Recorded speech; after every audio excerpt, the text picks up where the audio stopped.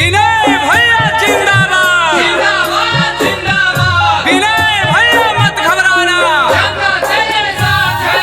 एरूरी पंचायत का जनता जिंदाबाद जिंदाबाद जिंदाबाद। एरूरी पंचायत का मुखिया कैसा हो, विनय भैया जैसा हो। Music by Manoj अलवेला।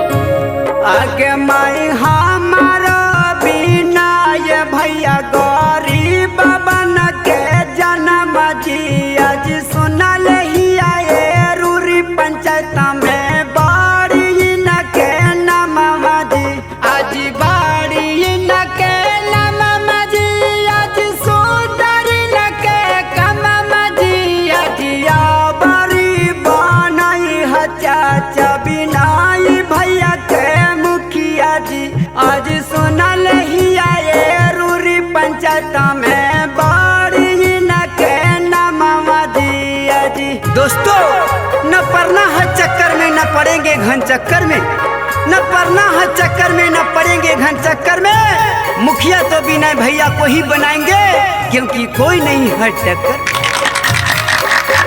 आपका मुखिया कैसा हो, विनय भैया जैसा हो। खेत मजदूर किसानों का मुखिया कैसा हो, विनय भैया जैसा हो। माँ बहनों का मुखिया कैसा हो, विनय भैया जैसा हो। छात्र नौजवानों का मुखिया कैसा हो, विनय भैया जैसा हो। आगे माई दिलावा के साफ होती न मानमा के सच्चा जी आज सब उम्मीदवार में विनय भैया अच्छा जी विनय भैया अच्छा जी आज दिलावा के सच्चा जी आज या बड़ी बनई है दीदी विनय भैया के मुखिया जी आज सुनल ही आए रूरी पंचायत में बाड़ी न के कमावा दिया जी।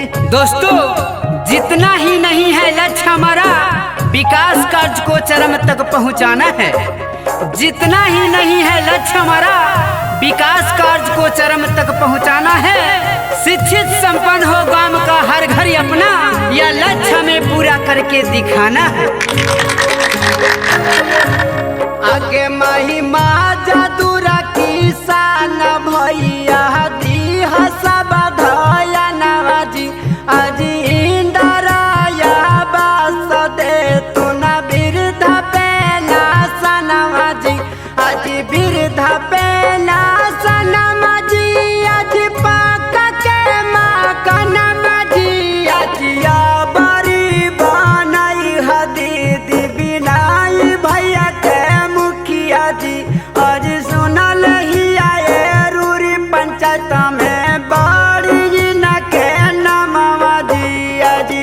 दोस्तों कि जितना ही नहीं है लक्ष्य हमारा विकास कार्य को चरम तक पहुंचाना है, जितना ही नहीं है लक्ष्य हमारा विकास कार्य को चरम तक पहुंचाना है।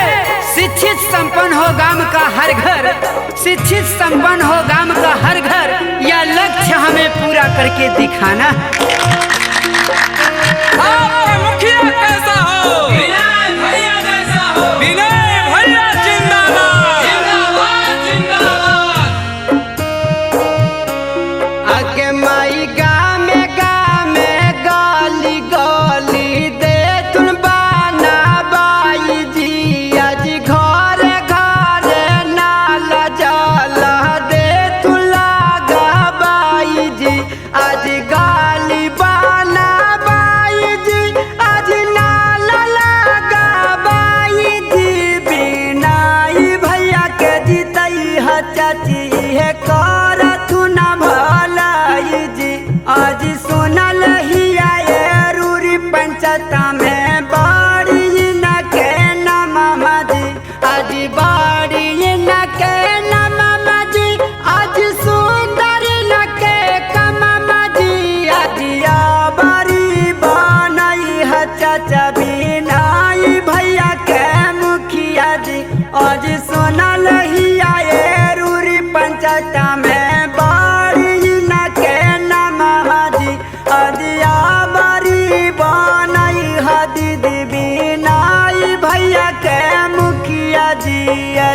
Recording by Manoranjana Studio.